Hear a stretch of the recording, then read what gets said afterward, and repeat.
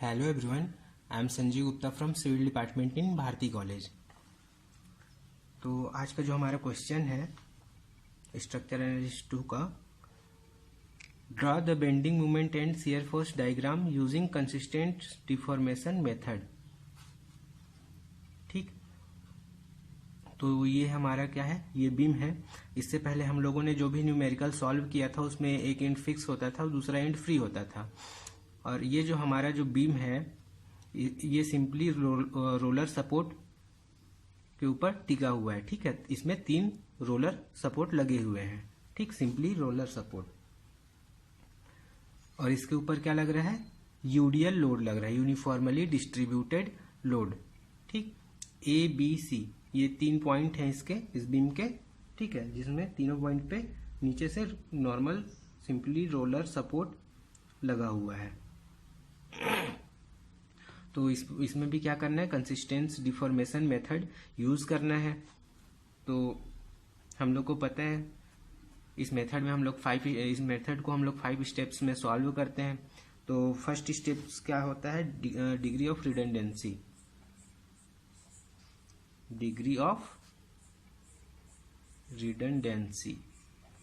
अब वहां पास क्या होता था, फिक्स सपोर्ट रहता था। ठीक, तो फिक्स सपोर्ट में क्या होता है, 3 रिएक्शन अप्लाई होते हैं। अब यहाँ पास क्या है, 3 सिंपली रोलर सपोर्ट है। तो इसका डिग्री ऑफ रिडंडेंसी क्या होगा, एज इट इज रहेगा, क्योंकि यहाँ 3 सपोर्ट है। वहाँ एक एंड फ्री होता था, दूसरा एंड फिक्स होता था। ठीक है, तो इसमें भी क्या होगा, the structure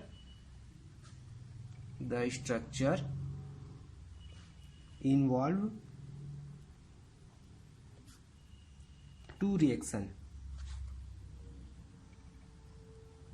and a couple of fixed end।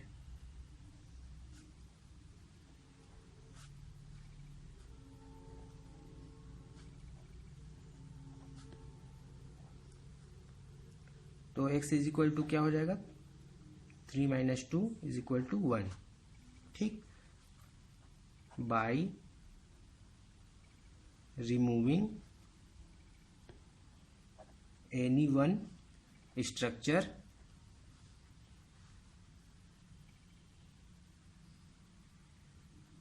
by removing any one reaction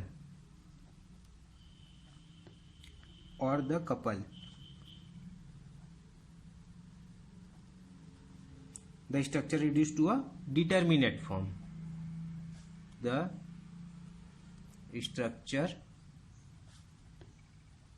reduced to the determinate form। Same पहले वाली क्वेश्चन की जैसे, अगर हम लोग इसमें से कोई भी सपोर्ट को हटाते हैं तो ये क्या होता है, डिटर्मिनेट फॉर्म में रिड्यूस हो जाता है। ठीक, देन स्टेप 2 क्या होता है, रिमूविंग द सपोर्ट। अब सपोर्ट में इसमें हम लोग कौन सा रिमूव कर सकते हैं, अब यहाँ तो फिक्स है नहीं इस पॉइंट पे, तो हम लोग क्या करते हैं, इस बीच वाले सपोर्ट को रिमूव कर देते हैं। ठीक है, तो रिमूविंग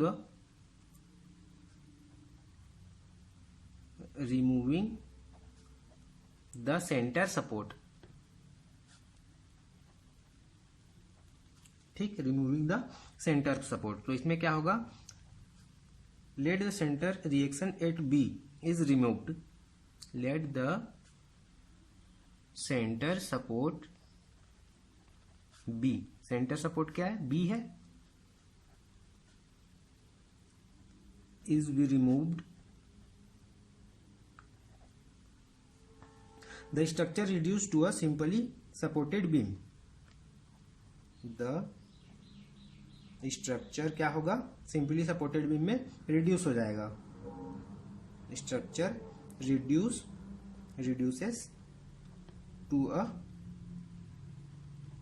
simply supported beam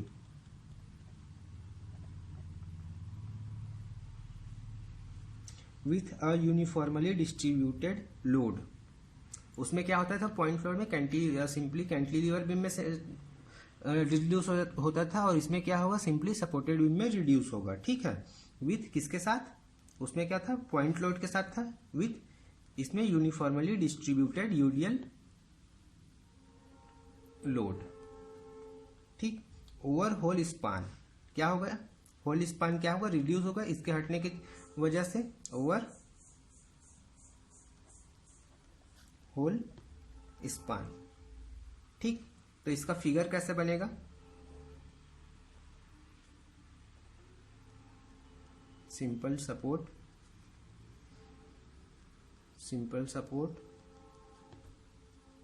अब इसमें तो ऊपर का वेट तो लगेगा ही, यहाँ पास का हम लोगों ने रिएक्शन हटा दिया है इस पॉइंट का, तो ये क्या हो जाएगा, सिंपली सपोर्टेड बीम में कुछ इस प्रकार से रिड्यूस हो जाएगा। ठीक, ये क्या है, W किलो न्यूटन पर मीटर। तो इसका the deflection at the free end क्या होगा, the deflection at the free end is equal to, अब इसमें क्या होगा, इसमें तो फिक्स सपोर्ट कहीं पास लगा हुआ ही नहीं है, तो इसमें क्या हो जाएगा 5W 2L to the power 4 upon 384 EI। अब यहाँ 2L क्यों आया, क्योंकि एक लेंथ ये वाला है और एक लेंथ ये वाला है। ठीक, तो दोनों को जब वो करेंगे तो 2L आएगा। ठीक, तो यहां से ये L टू द पावर 4 की जगह 2L टू द पावर 4 हो गया। ठीक, तो इसको सॉल्व करेंगे तो क्या आ जाएगा हमारे पास 80WL to the power 4 upon 384 EI। ठीक, अब स्टेप 3,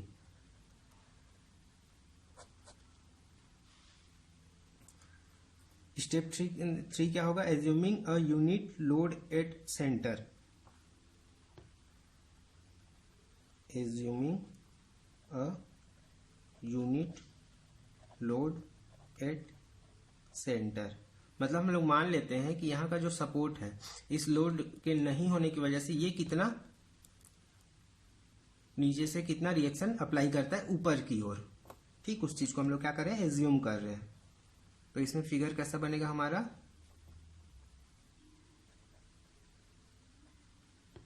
सिंपली सपोर्ट, यहाँ पास एक unit load, a unit load, ठीक, एक यूनिट लोड लगा हुआ है, यूनिट लोड, और इस पॉइंट पे सिंपली सपोर्ट। तो ये क्या होगा, कुछ इस प्रकार डिफॉर्म हो जाएगा इस यूनिट लोड की वजह से अपवर्ड डायरेक्शन में। ये आपका ए पॉइंट, ये आपका सी पॉइंट। ठीक है, तो अब इसमें deflection at the free end क्या होगा,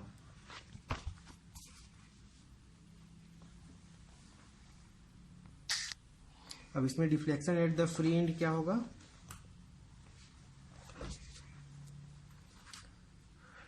the deflection at the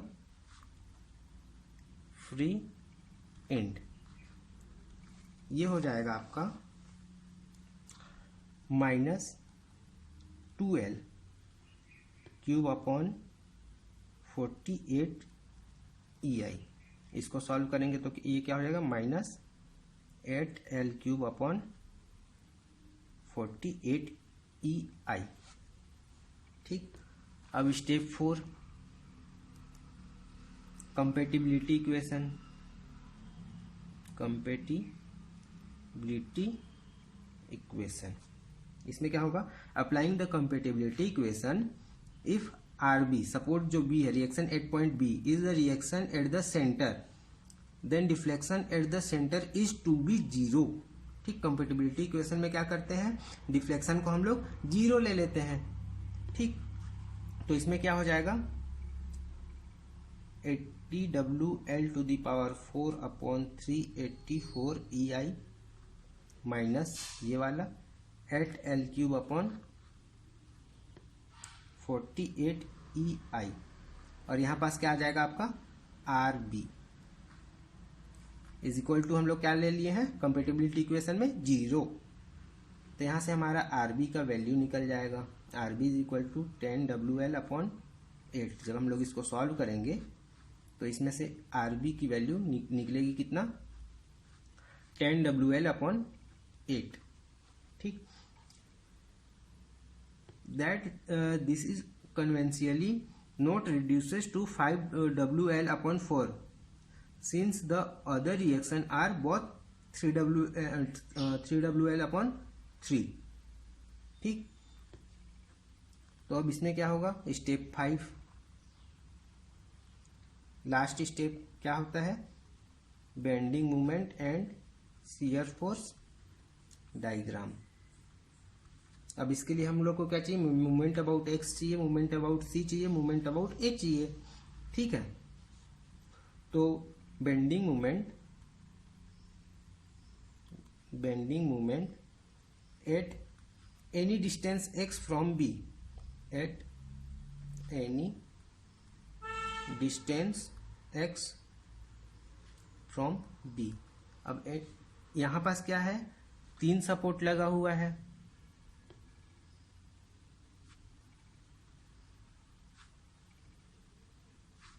A B C।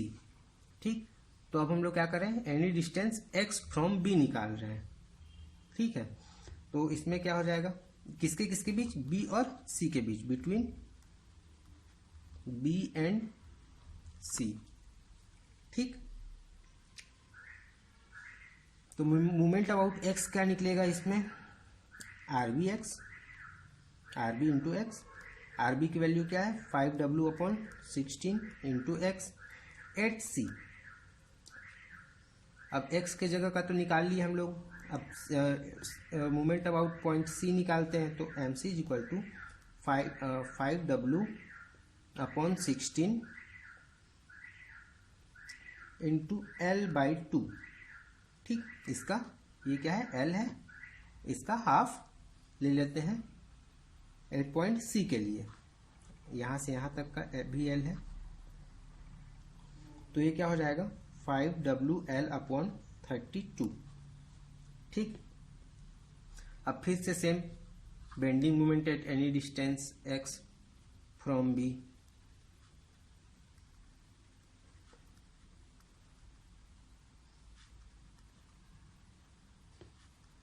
लेकिन यहां पास क्या हो जाएगा, बिटवीन C एंड A। ठीक, बिटवीन C एंड A के लिए, तो इसमें मोमेंट अबाउट x क्या आ जाएगा, 5W/16 x।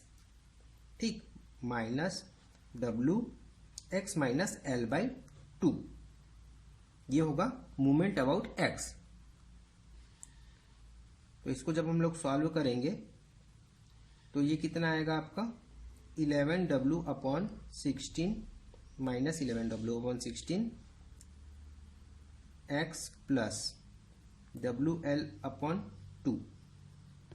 ठीक, अब एक पॉइंट A में हमको पता है मोमेंट अबाउट A हमारा कितना आता है, -3W/16। अब क्या निकालेंगे हम लोग, पॉइंट ऑफ इन्फ्लेक्शन।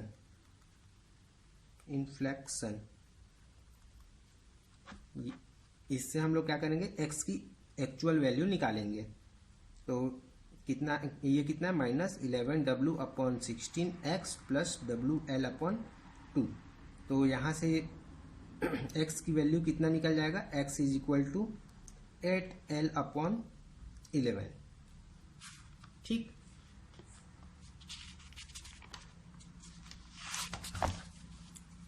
तो अब क्या करेंगे हम लोग, हमारे पास सारी वैल्यूज आ गई हैं, तो द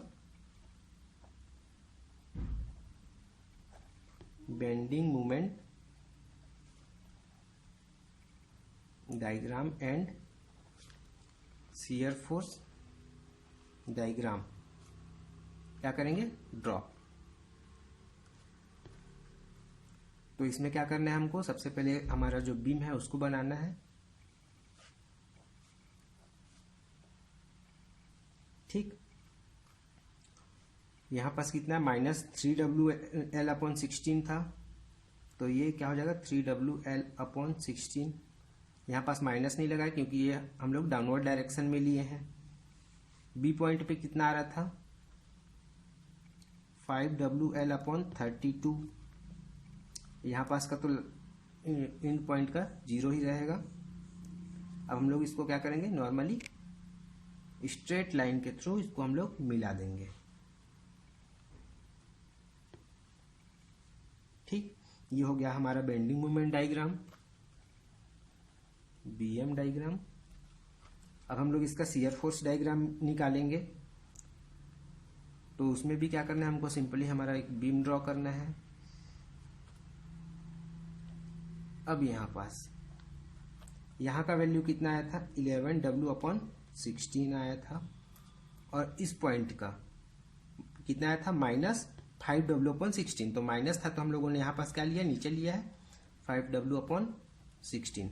अब ये क्या है, शियर फोर्स डायग्राम है, तो इसको हम लोग को कैसे रेक्टेंगल के शेप में मिलाना पड़ेगा। तो इसमें भी सिंपली रेक्टेंगल शेप में इसको हम लोग मिला देंगे। ठीक, ये क्या है आपका shear force diagram. Thank you.